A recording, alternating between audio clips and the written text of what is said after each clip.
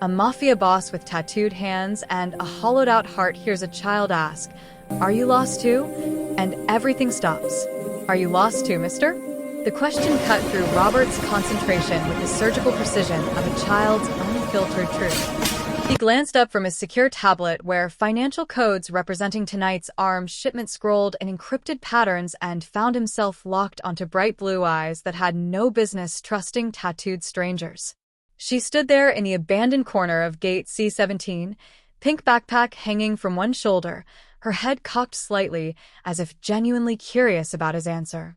The airport maintained its relentless rhythm around them, departure announcements crackling through overhead speakers, coffee shop orders shouted over espresso machine hiss, businessmen barking into phones about missed connections. But here, in this forgotten alcove near the rain-streaked windows where gray December light filtered through clouds, the world seemed to contract into a single moment of consideration. Robert's finger hung suspended over the confirmation button that would finalize the deal with the Eastern European buyers. 4 million in cryptocurrency ready to transfer. The girl adjusted her barrier knit hat, a tiny gesture that pierced him with unwanted memory. His own daughter used to fidget with her hair the same way when she was working up courage to ask difficult questions. This child wore a mustard yellow puffer coat that looked almost new, but the pink backpack showed signs of heavy use. Frayed zipper, scuffed corners, a name tag that had been covered over with duct tape. Someone cared enough to buy her nice outerwear but couldn't afford to replace worn accessories. The contradiction told a story Robert's trained eye recognized immediately. "My mama went to find help," she continued when Robert remained silent, her tone carrying the careful calm of someone trying not to worry. "She told me to stay right here by gate 15, but I think maybe she got confused because I've been counting and I got all the way to 247. That's really high." She swung her backpack around with practiced efficiency and dug inside with small, determined hands. Robert's security team, scattered throughout the terminal in carefully coordinated positions, would have already clocked this interaction. Victor would be watching from behind a newspaper 3 gates down, running threat assessment protocols. In Robert's world, children were currency. Innocent faces concealing wiretaps, coached to extract incriminating statements, trained to identify targets for later elimination. But something in this girl's complete absence of rehearsal convinced him this was precisely what it appeared, a lost child approaching the wrong person at exactly the right moment. She extracted a crumpled juice box from her backpack, still half full, and held it toward him with both hands like an offering. "Are you thirsty?" Mama always says people who sit alone staring at screens forget they're still human and need things. The juice box dangled between them, extended with such earnest concern that Robert felt something crack inside the armor he'd welded around himself over 7 years of calculated violence. Her generosity carried the particular weight of someone who understood what it meant to go without but chose compassion regardless. Robert experienced a sensation he hadn't felt since the custody hearing, the specific discomfort of being truly seen by someone who looked without calculation. His daughter had seen him as protector, infallible and safe. His organization saw him as commander, strategic and ruthless. Federal agents saw him as prey, elusive and guilty. But this child saw him simply as another lost soul who might need half a juice box and someone to talk to. The tablet screen dimmed in his hand. The buyers were waiting. Victor's eyes would be burning holes through him from across the terminal, silently questioning why he hadn't dismissed this security risk immediately. "I'm Robert," he heard himself say, the words emerging without the usual 3-layer vetting process his survival had long demanded. "What's your name?" The girl's face lit up with relief so pure it hurt to witness. "I'm Elizabeth," she said, settling down beside him on the uncomfortable airport bench as if they'd been friends forever. "And I think maybe we can help each other find what we're looking for." Elizabeth settled onto the bench beside him with the unself-conscious ease of someone who hadn't yet learned that the world could be dangerous. Her small hands smoothed the fabric of her mustard yellow coat, a habitual gesture that suggested she took pride in the garment despite its slightly too long sleeves that bunched at her wrists. The bare ears on her knit hat flopped slightly to one side, giving her an endearing lopsidedness that made Robert's chest tighten with unwanted emotion. You have pictures on your neck, she observed, leaning closer to examine his tattoos with the clinical curiosity of a scientist studying specimens. Did they hurt when you got them? Robert's instinct was to deflect, to create distance, to remind this child that she shouldn't be talking to strangers. But something in her direct gaze made dishonesty feel like betrayal. Yes, he said simply. They hurt quite a bit. Elizabeth nodded as if this confirmed something she'd already suspected. Mama says things that are permanent should hurt a little, so you remember to choose carefully. She pulled her pink backpack onto her lap, fingers tracing the duct tape patch over what had once been someone else's name. This was my friend Zoe's backpack before her family moved to California. She gave it to me because she said I needed something strong to carry my important things. The backpack looked like it had survived a war, scuffed corners, a broken zipper pull replaced with a paper clip, marker stains that had been scrubbed but not erased. Yet Elizabeth held it like treasure, her small fingers protective over its worn surface. What important things do you carry? Robert asked, surprising himself with genuine curiosity. Elizabeth unzipped the main compartment with careful deliberation, revealing an interior that was meticulously organized. A small first aid kit with cartoon characters on it. A Ziploc bag containing exactly $4 in crumpled bills and scattered change. A photograph in a plastic sleeve showing Elizabeth and a woman with kind eyes and worried smile lines. A deck of cards held together with a rubber band. A children's book about brave mice. Mama says you should always carry the things that remind you who you are, Elizabeth explained, her voice carrying the particular gravity of someone reciting important doctrine. The money is for emergencies. The picture is so I don't forget what happy looks like. The cards are because sometimes people need entertainment. The book is for when I need to be brave. She pulled out the card deck and began shuffling with surprising dexterity, her small fingers manipulating the cards with practiced precision. Do you know any card tricks? I know 3. Mama taught me because she said when people are scared or sad, magic helps them remember the world can still surprise them. Robert watched her shuffle, cut, and bridge the deck with the fluid movements of someone who'd spent hours perfecting the skill. This wasn't a child showing off. This was someone who'd learned that her ability to entertain could be valuable, possibly necessary. You're very good at that, he said carefully. Elizabeth beamed, the expression transforming her serious face into something luminous. Mama says I have gentle hands. She says that means I can do things that require patience. She looked up at him then, those unsettling blue eyes seeing past his expensive suit and dangerous reputation. Are you a patient person, Robert? You seem like maybe you're good at waiting for the right moment.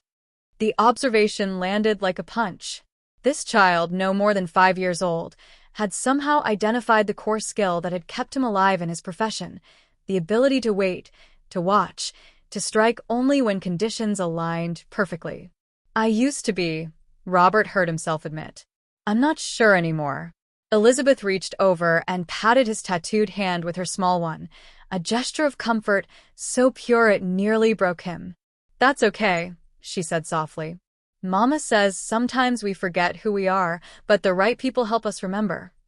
The tablet buzzed against Robert's thigh, third notification in 15 minutes. Victor's message appeared in coded shorthand that translated to a single urgent question. Are we proceeding or aborting? The buyers were getting impatient. Every minute of delay increased the risk of federal surveillance, of deals collapsing, of competitors moving into the vacuum his hesitation created. Robert glanced at his watch. 43 minutes since Elizabeth had first approached him. 43 minutes since her mother had supposedly gone for help.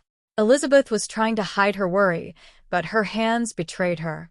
She'd shuffled the same deck of cards 6 times in the last 10 minutes, each shuffle faster and sloppier than the last. The bare ears on her hat seemed to droop in sympathy with her sagging shoulders. She kept glancing toward the bathrooms, then the information desk, then back to gate 15 where her mother had told her to wait. She probably just got confused, Elizabeth said, more to herself than to Robert. The airport is really big. Mama says she has a bad sense of direction. One time at the grocery store, she got lost in the cereal aisle for 20 minutes. The anecdote was meant to be reassuring but came out hollow, unconvincing even to the child telling it. Robert's phone lit up again. This time it was a direct message from the buyers themselves, routed through 3 encrypted servers. Final offer stands for 15 more minutes. After that, we explore alternative suppliers. $4 million evaporating in real time. Years of relationship building with Eastern European contacts dissolving because he was babysitting a lost child. Victor would think he'd lost his mind. The organization would question his judgment. Competitors would sense weakness and circle like sharks. But when Robert looked at Elizabeth, really looked at her, he saw his daughter's face superimposed over this child's features. Remembered the custody hearing 7 years ago when his ex-wife's lawyer had painted him as a monster too dangerous to parent. Remembered watching his little girl being led away, her confused eyes asking why Daddy wasn't coming home with them. Elizabeth, Robert said carefully, when exactly did your mother leave? The girl's fingers stilled on the cards. I don't know the time numbers. But it was when the big clock said the little hand was on the 3 and the big hand was pointing up. Robert checked the terminal clock. 4:17 p.m. Over an hour. No parent took over an hour in an airport bathroom, even accounting for lines and confusion. Something was wrong. Has your mama been sick lately? He asked, keeping his voice gentle while his mind raced through possibilities. Medical emergency, security detention, something worse. Elizabeth's eyes widened slightly, and Robert saw fear finally cracking through her careful composure. She gets really shaky sometimes when she doesn't eat. She says her sugar gets funny. But she had a granola bar this morning, so she should be okay. The words came faster now, defensive, as if Elizabeth was trying to convince herself. She's probably just helping someone else who's lost. Mama always stops to help people. She says kindness is free, so we should give it away whenever we can. The tablet buzzed again. Victor's message was sharper now. Buyers walking in 10 minutes. Confirm status immediately. Robert stood abruptly, decision crystallizing with sudden clarity. Elizabeth, I need you to stay right here on this bench. Don't move. I'm going to find your mother. You promise you'll come back? Her voice was small now, the adult composure finally crumbling to reveal the frightened child underneath. Robert looked into those blue eyes and made a promise that would cost him everything. I promise.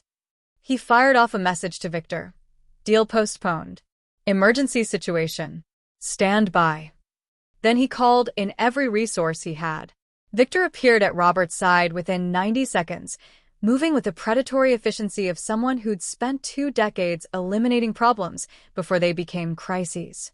His jaw was tight, sunglasses reflecting the terminal's fluorescent lighting in twin flares of disapproval. Tell me you're not doing what I think you're doing, Victor said in rapid Russian, their usual language for sensitive discussions in public spaces. I'm doing exactly what you think I'm doing. Robert was already pulling up his contact network on the secure tablet, fingers moving through encrypted directories with practice speed. Get me access to airport security feeds for the past 90 minutes. I need facial recognition on a woman, late 20s to mid-30s, traveling with his child. The buyers just sent their final warning, Victor hissed. Kozlov himself is on the line. He's threatening to move the entire shipment to the Volkov operation. You understand what that means? We lose the Eastern Corridor completely. $4 million today, $20 million over the next year.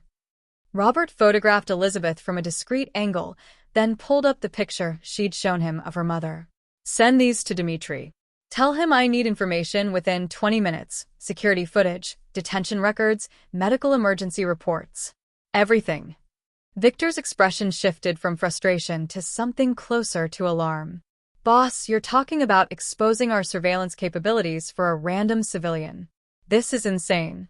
The child is not your responsibility. The child is exactly my responsibility the moment I made her a promise. Robert's voice carried the particular edge that his associates had learned not to argue with, but Victor had known him too long to back down easily. She's not Sophia, Victor said quietly, brutally. Saving this one doesn't bring your daughter back. The words hit their target with surgical precision. Robert's hands stilled on the tablet. For a moment, The airport noise seemed to fade into static, the hum of distant conversations, the mechanical drone of departures and arrivals, all of it dissolving into the singular memory of his daughter's face the last time he'd seen her. "I know that," Robert said finally, each word measured and deliberate. "But maybe it means I'm not completely the person the judge said I was. Maybe it means there's still something in me worth salvaging." His phone erupted with incoming messages. The buyer's final ultimatum arrived in terse, uncompromising language. Transaction canceled. Future business relationship terminated. You have proven unreliable. $4 million gone. Years of careful relationship cultivation destroyed. Victor was right about the cascading consequences. The Eastern Corridor would close, competitors would gain ground, the organization would question his leadership. His reputation, built on ruthless reliability, would take damage that might prove irreparable. Elizabeth was watching him from the bench, her pink backpack clutched against her chest like armor. Those blue eyes held a strange mixture of hope and resignation, as if she was already preparing herself for the possibility that this tattooed stranger might abandon her like so many adults probably had before. Robert turned back to Victor. "Get me those security feeds. Contact Alexei and tell him to have the legal team on standby. If the mother's in custody, we're getting her out. If she's had a medical emergency, we're making sure she gets treatment. And if something worse has happened, we're handling it quietly. You're willing to burn everything for this?" Victor's tone suggested he already knew the answer, but needed to hear it confirmed. Robert looked at Elizabeth, remembering the weight of his daughter's hand in his the last morning before the custody transfer. "Some things are worth burning for," he said. "Maybe I'm just figuring that out too late." Victor exhaled sharply, then pulled out his own phone. "You're either having a crisis of conscience or a complete breakdown, but fine. I'll make the calls. But when this costs you your position, remember, I try to stop you." "Noted," Robert said, already moving toward airport security with a kind of focused intensity usually reserved for hostile negotiations. The deal was dead. His reputation was compromised. But Elizabeth's mother was out there somewhere, and Robert Navarro was going to find her. Dimitri's response came through in compressed data packets that Robert decrypted while striding toward the security office. The information painted a picture that made his jaw tighten with recognition. He'd seen this pattern before, knew the desperation that came with running from violence. Grace Morrison, 29 years old, detained at security checkpoint Delta approximately 72 minutes ago. Expired identification. No current address on file. Flagged in the system for questioning due to inconsistent travel documentation and visible signs of distress. But it was the additional file that made Robert's blood run cold. A restraining order filed 18 months ago against one Trevor Hastings.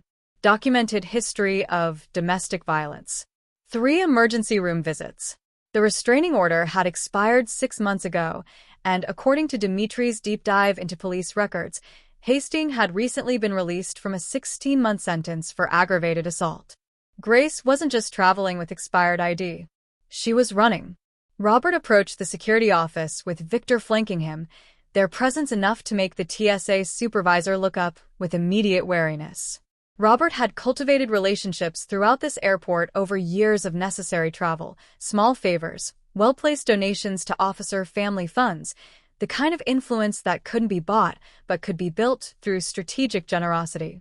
"I need to speak with Grace Morrison," Robert said, sliding his legitimate business credentials across the desk, the above-board construction company that served as his public face.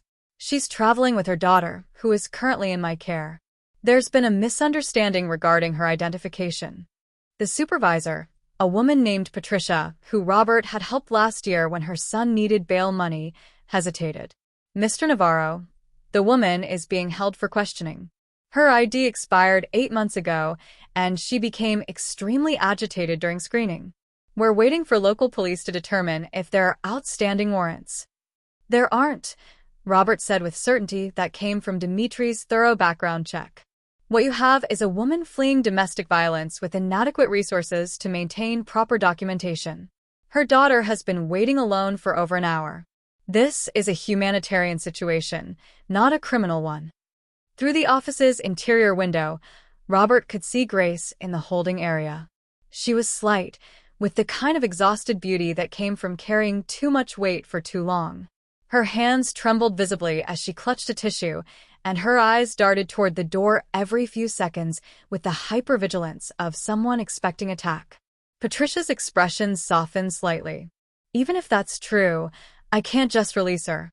Protocol requires compassion when circumstances warrant it. Robert leaned forward, lowering his voice.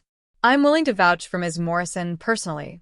I'll provide temporary documentation, arrange for proper ID renewal, and ensure she makes her scheduled departure.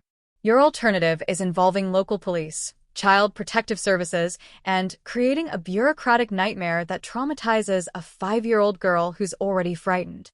Victor shifted beside him, and Robert knew his associate was calculating the additional exposure this intervention created.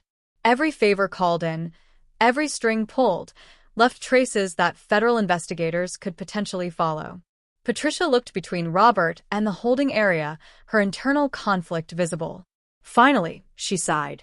Give me 10 minutes to make some calls. But, Mr. Navarro, if this situation goes sideways, it's on you. Understood, Robert said. When Patricia brought Grace out 20 minutes later, the woman's eyes were red-rimmed and desperate. She looked at Robert with confusion and fear, seeing his tattoos and expensive suit and clearly trying to reconcile why someone like him would involve himself in her crisis. Where's Elizabeth? Grace's voice cracked on her daughter's name. Please, I need to see Elizabeth. I promised her I'd come back. Robert saw himself reflected in her panic, the terror of a parent separated from their child, the helplessness of being unable to protect what mattered most. She's safe, he said gently. And she's been very brave. Let's get you back to her. Elizabeth saw her mother before Grace saw her. The child's entire body went rigid for a heartbeat, the deck of cards she'd been nervously shuffling scattering across the bench in an explosion of red and black.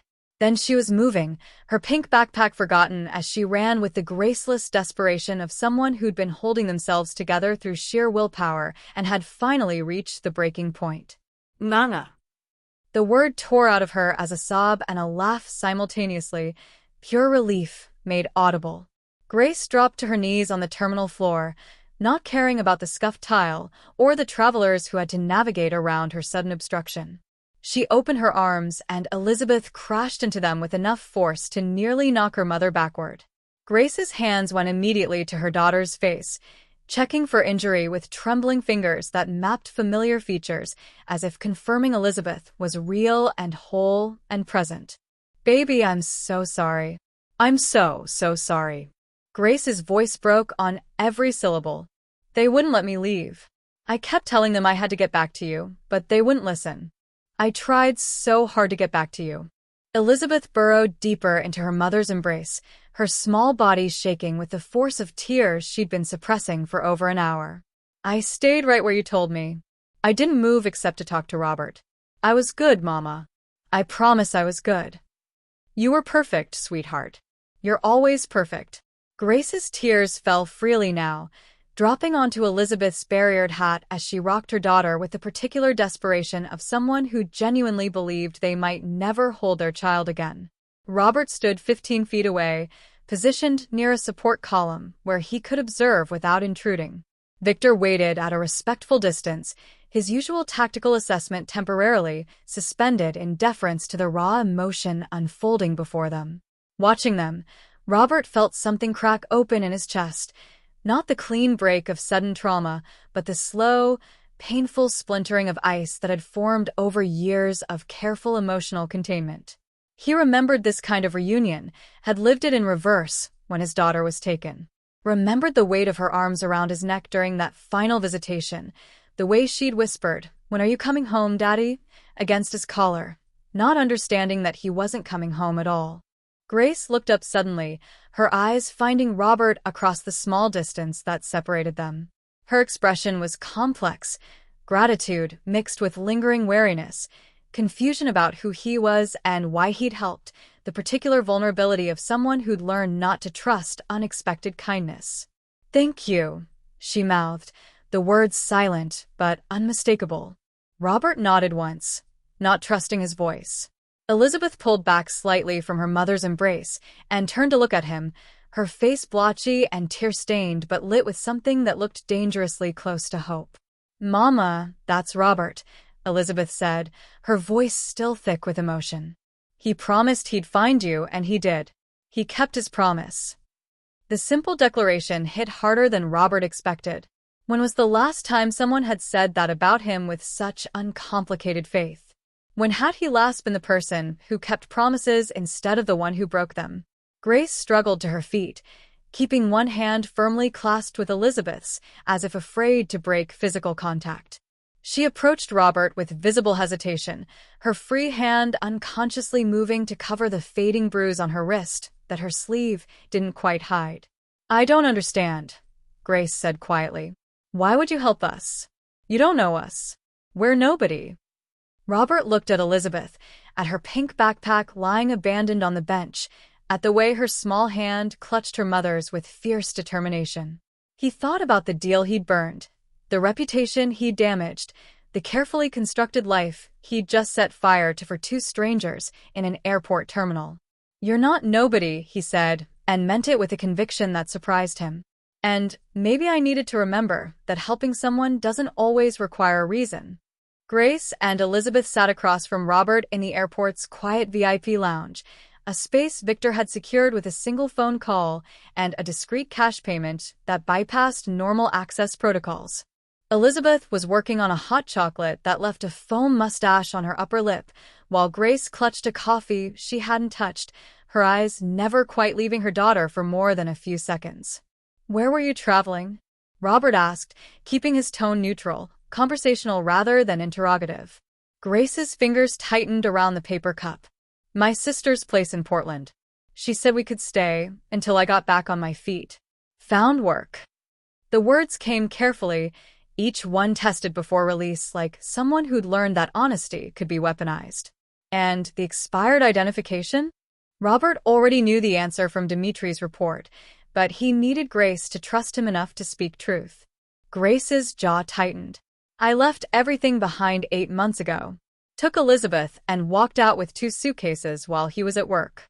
Getting a new ID requires documents I don't have access to anymore. Birth certificate, proof of address, things that were in his name. I kept meaning to deal with it, but every week there was something more urgent. Food, rent, keeping us invisible. He's looking for you." Robert said it as fact, not question. Grace's face went pale. "How do you know that?" "Because men like him always look. They don't let go, they don't move on, and they don't stop until someone makes them stop." Robert leaned forward slightly, his tattooed hands flat on the table between them. "I know his name. Trevor Hastings. Released from county jail 4 months ago. He's been searching for you using every resource available to someone with grudges and connections." "Who are you?" Grace whispered, fear and calculation warring in her expression. "You're not just some businessman who happened to be sitting near my daughter." "No," Robert agreed. "I'm not. But right now, what I am doesn't matter as much as what I can do." He pulled a secure phone from his jacket and slid it across the table. "This phone is untraceable. It has one number programmed, mine. If Trevor Hastings finds you, if anyone threatens you or Elizabeth, you call that number immediately." Grace stared at the phone like it might bite. "I don't understand what you want from us." "Nothing," Robert said simply. "I want nothing from you. People always want something." Grace's voice carried the bitter wisdom of experience. Robert reached into his jacket again and produced an envelope that Victor had assembled during the reunion. Cash, several thousand in unmarked bills, along with business cards for a lawyer and a document specialist who owed Robert significant favors. "This is enough to get you proper identification, first and last month's rent somewhere safe, and legal representation if Hastings violates the old restraining order. The lawyer's name is Rebecca Chen. Tell her I sent you. She'll handle everything discreetly." "I can't accept this." But Grace's hands trembled as she said it, desperation and pride locked in visible combat. "You can and you will," Robert said firmly, "because Elizabeth needs you safe and stable. Because running on expired documents and diminishing resources isn't sustainable. Because every parent deserves the means to protect their child. Elizabeth had been listening quietly, her hot chocolate forgotten. "Are you a superhero?" she asked Robert with perfect seriousness. "You seem like maybe you have secret powers." Robert felt something twist painfully in his chest. No, sweetheart. "I'm not a hero of any kind. Mama says heroes are just people who help when it's hard," Elizabeth countered. "This seems pretty hard."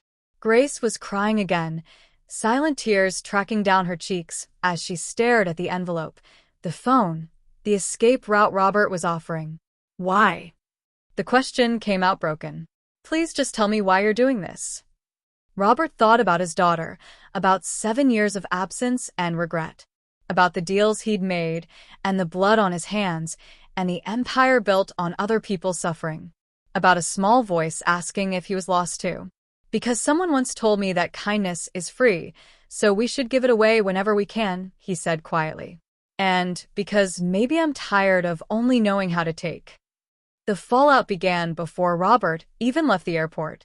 His phone erupted with encrypted messages from associates across 3 continents, confusion, anger, and thinly veiled accusations of weakness bleeding through carefully coded language.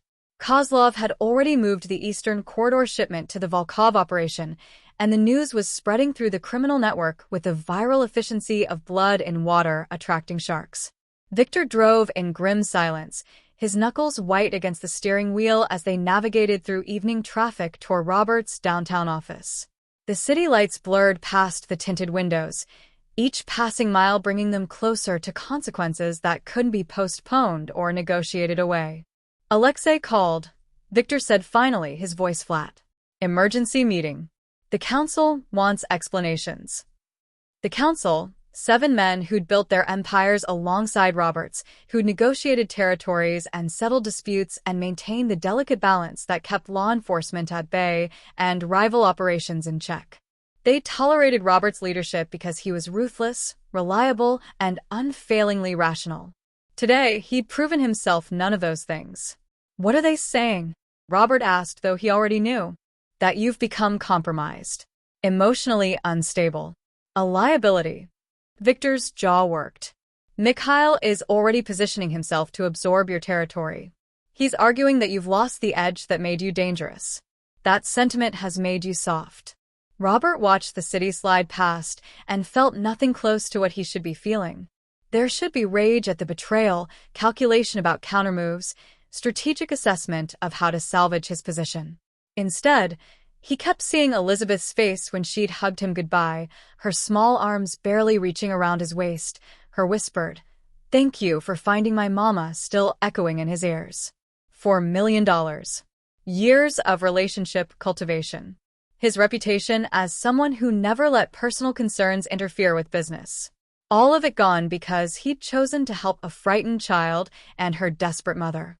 The mathematics of the decision were objectively insane. And yet, Robert couldn't identify a single moment where he'd choose differently. "There's more," Victor continued, his tone darkening. "The Petrov brothers heard about the canceled deal. They're interpreting it as weakness, testing boundaries. 2 of your street operations got hit tonight. Nothing major yet, but it's a message. They're probing to see if you'll respond with your usual decisiveness, or if the rumors about you going soft are accurate." Robert's empire was fracturing in real time, stress cracks spreading through the foundation he'd spent 15 years building. Violence would follow. It always did when power structures showed vulnerability. Associates would need to be reminded through blood and fear that Robert Navarro remained dangerous. Territory would need to be defended. Examples would need to be made. The familiar script wrote itself in his mind with practiced ease. He knew exactly how to respond, which targets to hit, how to demonstrate that his moment of humanitarian weakness was an aberration rather than transformation. He could salvage this. Mikhail could be eliminated. The Petrov brothers could be taught painful lessons about respecting established hierarchies. Control could be reasserted. But the script felt hollow now, like dialogue from a play he no longer believed in. "Pull over," Robert said abruptly. Victor glanced at him sharply. "Boss, we're 10 minutes from." Pull over. Now. Victor guided the car to the curb near a small park where homeless encampments clustered under struggling trees. Robert got out, ignoring Victor's protests, and walked to a bench overlooking the city's skyline. His empire spread out before him in glass and steel and shadow. Territory he controlled through fear, loyalty purchased with violence, power maintained through constant vigilance against threats external and internal. He built all of this believing it meant something, believing that control equaled safety, that power protected against vulnerability, that accumulating influence could fill the emptiness his daughter's absence had created. But Elizabeth had asked if he was lost, and the answer had been screaming at him ever since. He was lost. He'd been lost for 7 years, maybe longer. He'd mistaken empire building for purpose, control for connection, fear for respect. He'd become so focused on accumulating power that he'd forgotten what power was actually for. His phone buzzed. Alexei again, the council demanding his presence. Robert stared at the message for a long moment, then did something he'd never done in 15 years of criminal enterprise. He ignored it. Victor appeared beside him, breathing hard. "Boss, what are you doing?" "I'm done," Robert said quietly. "Done with what?" "All of it." Robert looked at his associate, his friend, if such a thing existed in their world. The deals, the territories, the endless cycle of violence to protect violence. "I'm done, Victor. You can't just walk away. They'll kill you." "Probably," Robert agreed. "But at least I'll die as someone my daughter might recognize." 3 weeks after the airport, Robert sat in a therapist's office decorated with abstract art and furniture designed to project calm professionalism. Dr. Helen Cardwell had spent the last hour asking careful questions while Robert provided answers that felt like excavating graves, talking about his daughter, the custody battle, the 7 years of absence he'd convinced himself was necessary protection rather than cowardice. "You built an empire to prove you were strong enough to be her father," Dr. Cardwell observed, her pen motionless against her notepad. "But the empire became the very thing that made you unfit for fatherhood." Robert's laugh came out hollow. "Ironic, isn't it?" "It's human," she corrected gently. "We often construct elaborate solutions to problems that require much simpler answers." The simple answer had come from a 5-year-old in a mustard-yellow coat, asking if he was lost too. Robert's phone contained a single photograph now, not of criminal enterprises or encrypted deals, but of Elizabeth and Grace at the airport, taken from a distance just before they'd boarded their flight to Portland. Elizabeth's pink backpack was secured on her shoulders, her barriered hat slightly askew, her hand firmly clasped in her mother's. They looked like people who'd found their way after being lost for a very long time. Grace had called twice since arriving in Portland, once to confirm they'd arrived safely, and once to tell him that Trevor Hastings had shown up at her old apartment 3 days after they'd left. Robert had made a phone call, his last act as the person he used to be, and Trevor Hastings decided rather suddenly that relocating to Nevada for employment opportunities was in his best interest. Some problems still required the kind of power Robert possessed, but now he wielded it with different intentions. The envelope on Dr. Cardwell's coffee table contained documents Robert had been staring at for 20 minutes, a petition for renewed visitation rights, drafted by Rebecca Chun with strategic brilliance that painted Robert not as reformed criminal, but as father who'd made mistakes and sought professional help to address them. "My ex-wife won't believe I've changed," Robert said quietly. "She'll think it's manipulation." Another angle. "Then you'll have to show her through consistency over time," Dr. Cardwell replied. "Change isn't proven in dramatic gestures. It's proven in the daily choices we make when no one's watching." Robert thought about the council meeting he'd skipped, the empire he'd walked away from, the associates who now considered him either dead or irrelevant. Mikhail had absorbed most of his territory. The Petrov brothers had tested boundaries and found them undefended. Robert Navarro, the crime boss, had effectively ceased to exist. And somehow, he felt more present than he had in years. His daughter's name was Sophia. She was 12 now, nearly 13. Her social media profiles, monitored from careful distance, showed a girl with his eyes and her mother's smile, posting about soccer practice and friends and the small, normal dramas of middle school existence. She had no idea her father spent hours staring at these glimpses of her life, memorizing the changes 7 years had wrought. Robert picked up the envelope, the weight of it representing possibility and terror in equal measure. What if she doesn't want to see me? What if I've missed too much? Then you'll have to live with that consequence, Dr. Cardwell said with the uncompromising honesty he was paying her for.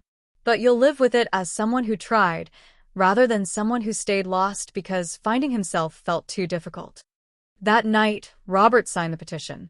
Rebecca Chun filed it the next morning with strategic timing designed to catch the family court during a sympathetic docket period. 2 weeks later, the response came: supervised visitation approved, pending psychological evaluation and demonstrated stability over 6 months. 6 months.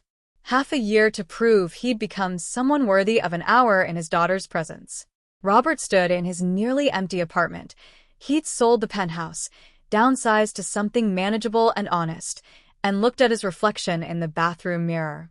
The tattoos remained, permanent reminders of who he'd been. But the eyes looking back at him were different now. Less cold. Less certain of all the wrong things. His phone buzzed with a message from an unknown number. "Robert, it's Grace. Elizabeth wanted me to send you this." The attached image showed a child's drawing, stick figures of a man with tattoos, a little girl in a yellow coat, and a woman with a smile. Above them, in careful block letters, "Heroes help people find their way home." The misspelling of heroes and there made it perfect. Robert saved the image, his vision blurring slightly. "Are you lost too, mister?" The question had changed everything. "I was," Robert whispered to his reflection. "But maybe not anymore."